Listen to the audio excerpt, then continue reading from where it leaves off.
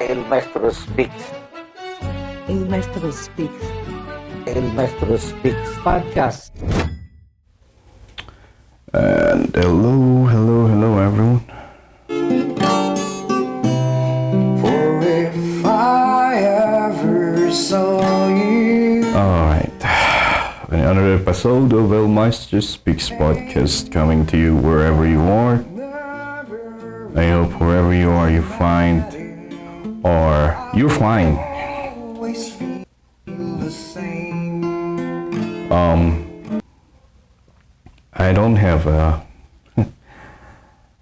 I don't know how to start this episode, to be honest. Love you when Just 2 days ago, I think 3 days ago, I think every one of us, even if you're not from the United States, at least one time maybe, you have seen a video of a certain guy debating someone in public on a certain issue. It is uniquely American, I would say. Yeah, issues of gender and everything, legalization of abortion, things like that. I think that is purely an American issue. And whether you are an American or you're somewhere, how can I say this? If social media is allowed in your place, for sure you've seen this guy debating people in regards to on those topics. And that guy's name is Charlie Kirk. And like a few days ago, he got shot. And if I'm not mistaken, I read the news, but I cannot keep a detailed memory on the university's name. I think that's in Utah. Anyway, so he got shot by a sniper, a shooter, while he was doing things that he does, debating on people on certain issues and trying to, like what I said, okay, letting them prove him wrong, right? So, and then letting other people know what he believes, right? So, a quick search about Charlie Kirk, you will see he's a conservative guy, and he's been very vocal about his faith, about what he believes in, right? And to some people, that is, according to them, not me, according to them, that is inciting violence. Some even call him fascist. Like, I don't know if they understand the meaning of that word, fascist. How can you be fascist? Like, I don't understand. I am trying my best. I'm trying my best to, like, understand the dynamics of politics in America, since the Philippine government is like it was likely patterned in the government of Americans with some tweaks and changes from here and there. But yeah, it is difficult for me because I don't know. It's difficult in the sense that we have not experienced it. Maybe I know a little on the dynamics of politics there, but I would be very confident to talk about it if I lived it, if I immersed myself in it. So my takes here on how they do things would be like very light. It would be very shallow, and we cannot call it the deep dive. Right? So because in order for you to do a deep dive, you gotta have like an experience on it, right? I have this the indigenous people's knowledge that was shared to me by a principal here. Shout out to Maestro, who said that the levels of knowledge on how indigenous people, the Igorots, teach it is that they say you have to have, okay, you have to listen. You have listened to it.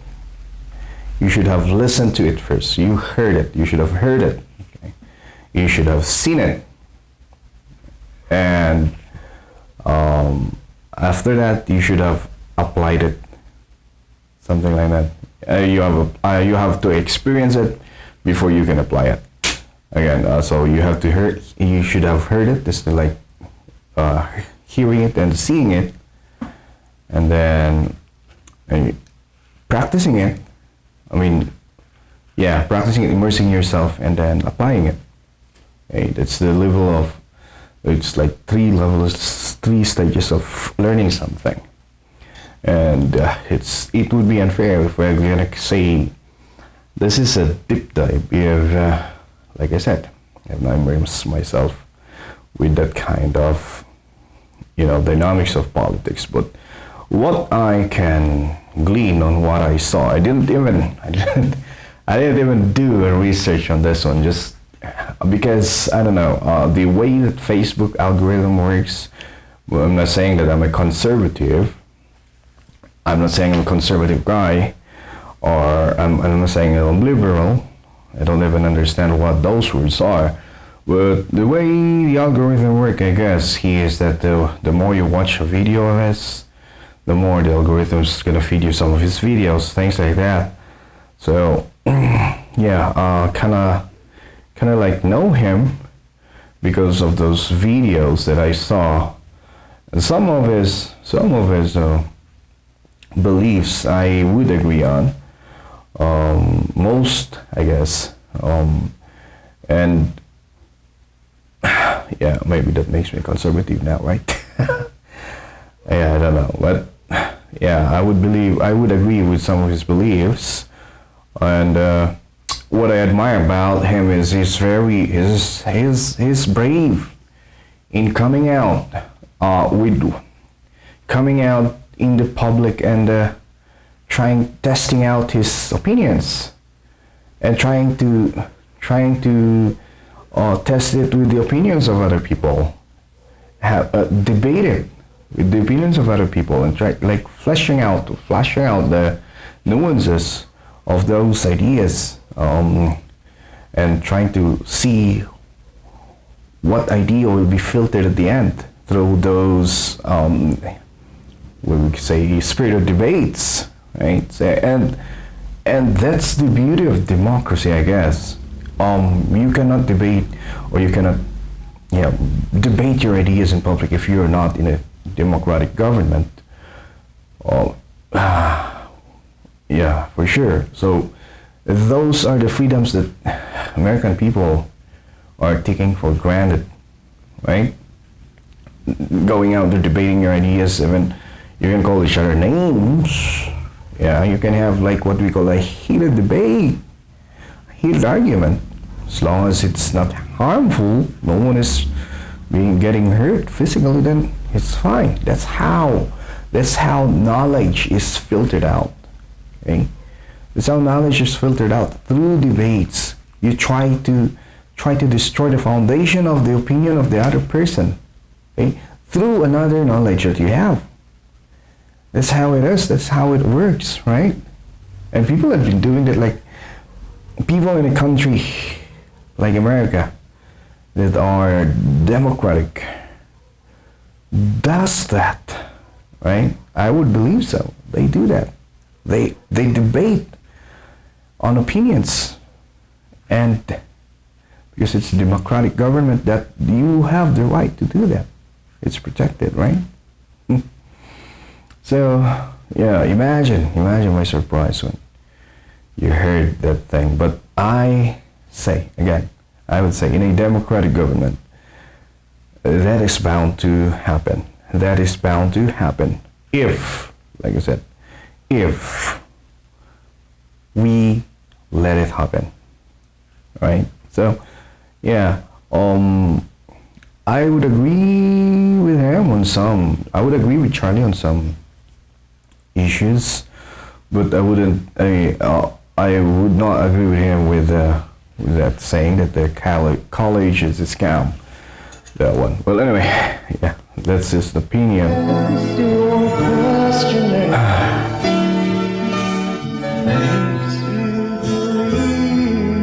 I just want to gotta take a breather here. It's very difficult, to like ponder or like gather your thoughts, thinking that it's that what happened when you're talking about a tragedy that happened on a person, and that someone out there in wherever in the United States has lost a father. Someone out there has lost a husband, right? Just because he has a different opinion. Just because he has a different opinion. Just think about that. Yeah. It's for me. As a human, it's very difficult for me to like say something without thinking, oh, the guy that died is a child. A child may not see his father again forever. The guy that died was shot is a wife, is a parent, loves them. Is a human, most of all.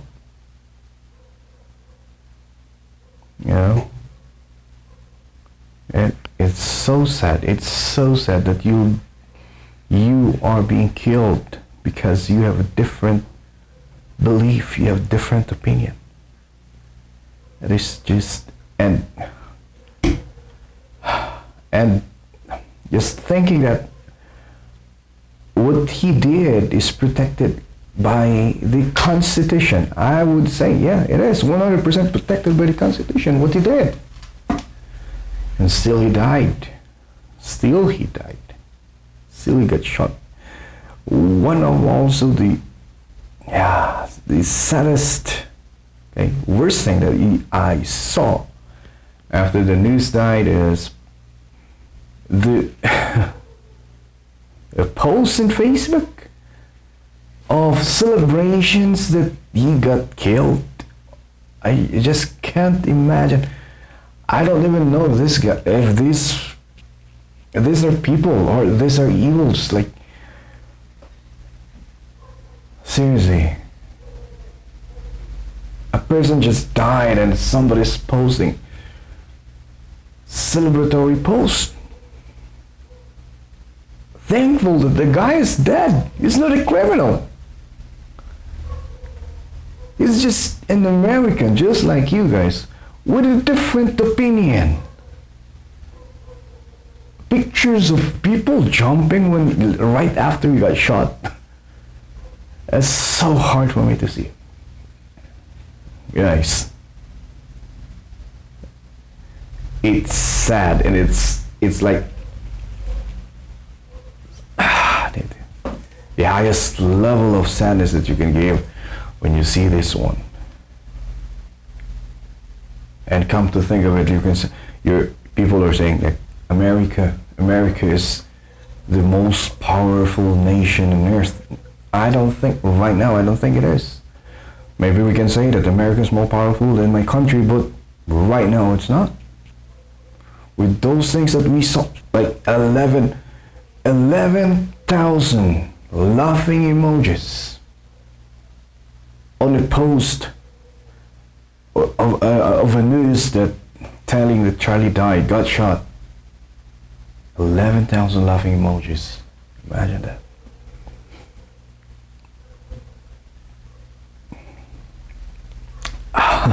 So sad. You know, and yeah, whether you agree, my opinion is this: whether you agree with what the person is saying or not, you don't have the right to kill the person. You don't even have the right to hit him. Okay. What he's doing is just bringing out his opinion out there, okay? Placing it there, okay, in an open target for you to debate. He's not placing his face there to be shot. He's trying to bring out this idea. It's the idea that you need to shoot. You guys, yeah, especially you guys with who are you Americans who are so happy with their guns, who love their guns.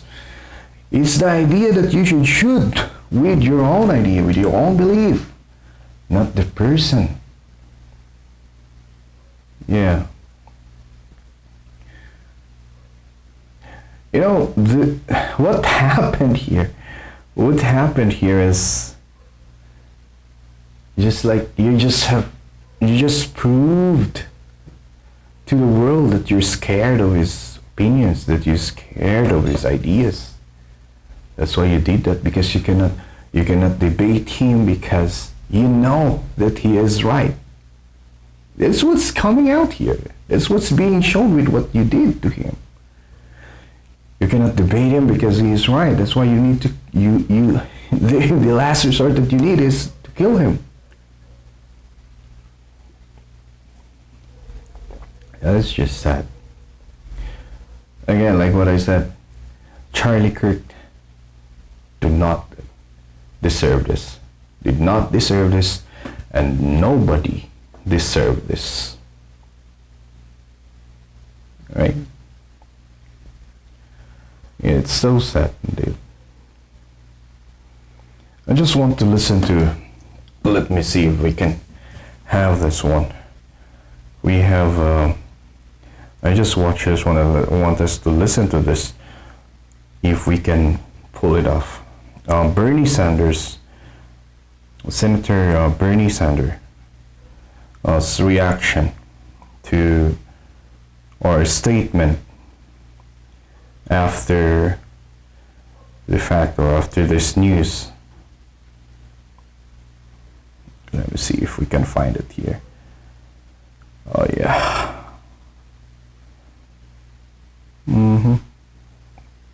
Okay, let's try to see this. I want us to listen to this. I know for the Americans, I already know that you listen to this, but let's listen to yesterday of Charlie Kirk. Thank you very much for joining me. I want to say a few words regarding the terrible murder yesterday of Charlie Kirk, someone who I strongly disagreed with on almost every issue, but who was clearly a very smart and effective communicator and organizer, and someone unafraid to get out into the world and engage the public. My condolences go out to his wife and his family.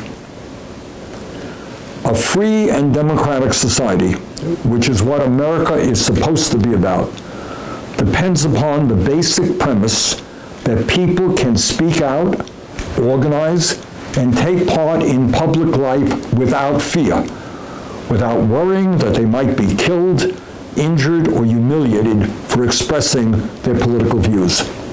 In fact, that is the essence of what freedom is about and what democracy is about. You have a point of view? That's great. I have a point of view that is different than yours. That's great. Let's argue it out. We make our case to the American people at the local, state, and federal levels, and we hold free elections in which the people decide what they want. That's called freedom and democracy. And I want as many people as possible to participate in that process without fear. Freedom and democracy is not about political violence. It is not about assassinating public officials. It is not about trying to intimidate people who speak out on an issue. Political violence, in fact, is political cowardice. It means that you cannot convince people of the correctness of your ideas, and you have to impose them through force. Every American, no matter what one's political point of view may be, must condemn all forms of political violence and all forms of intimidation. We must welcome and respect dissenting points of view. That's what our Constitution is about. That's what our Bill of Rights is about. That, in fact, is what freedom is about. The murder of Charlie Kirk is part of a disturbing rise in political violence that threatens to hollow out public life and make people afraid of participating. From the January 6, 2021 attack on the United States Capitol, to the attempted assassination of Donald Trump, to the attack on Paul Pelosi, to the attempted kidnapping of Michigan Governor Whitmer, to the murder of Minnesota Speaker of the House Melissa Hortman and her husband, to the arson attack on Pennsylvania Governor Josh Shapiro, to the shooting of United Health Executive Brian Thompson, and the shooting several years ago of Representative Steve Scalise, this chilling rise in violence has targeted public officials across the political spectrum. Sadly, this is not a new phenomenon. We all remember the assassinations of President Kennedy, Dr. Martin Luther King Jr., Senator Robert F. Kennedy, John Lennon, Medgar Evers, and the attempted assassinations of President Ronald Reagan and Alabama Governor George Wallace. This is a difficult and contentious moment in American history. Democracy in our country and throughout the world is under attack. And there are a lot of reasons for that which need serious discussion. But bottom line, if we honestly believe in democracy, if we believe in freedom, all of us must be loud and clear. Political violence, regardless of ideology, is not the answer and must be condemned. Thank you very much. That's right. Let's see. All must be loud and clear, regardless of your ideology. Violence is no place in democracy, right? And Easy mentioned a lot of political violence on different officials, but this one, I guess, is they're very frightening for an ordinary citizen, because apparently you get killed by just being different from other people, you know, in a democracy.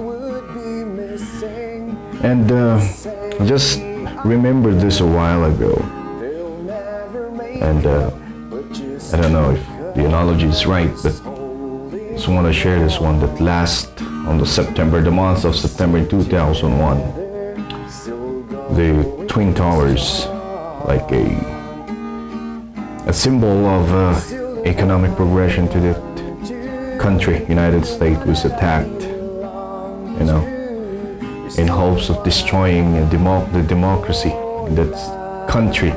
And we all know in the whole world that America is like the stronghold of democracy. It's the root of democracy, right? And the terrorists tried to attack that, you know. And until now, America is at war with different countries because of the attack. Right? Again, here comes another September in the year of 2025. And I would say that it's not terrorists who is trying to destroy democracy here this month of September. It is democracy itself trying to destroy democracy. You know? Yeah. It is an attack from within. Okay? It is an attack from within, from a person, from people who believe in democracy. Now, where did democracy went wrong? Where did it go wrong? Why is it happening? Why is this happening? Now, I would say we in the democratic government, or we, the people who believe in democracy, preached a lot in believing that we have the rights, that we have freedom, and we stop there. We just say, oh, we have freedom to do this and to do that, and we have freedom. We have freedom, we have a right. You claim for your right, and then you claim for your freedom, and it stops there. But you guys forgot. You've forgotten that in order for democracy to live longer, that freedom, that right, has a twin, like the Twin Tower that you have back in the day. And that is living with values, living with morals. You have the freedom, yes, but freedom should be guided by the right values and morals. Because if you don't have the other one, you don't have the morals, you don't have values, then this is what's going to happen. You will celebrate when a guy with a different opinions got shot. A person who does that has no morals at all. Freedom should be guided by morality, by your values, so that you will use freedom in a way that you will further improve democracy. We forgot that. We have forgotten that. Even here in my country, we have forgotten that. And we should bring that back. Bring it back. We should teach our children that they should live with good values, good morals, so that their freedom is guided, so that they will not destroy democracy. Do you know the reason why some youth or some people, some young people is losing their faith to democracy? Because of that. We have overused our freedom, but we never develop our morality. That's what we need to start teaching our kids now. You should teach them to have morality. You have values that will guide their freedom.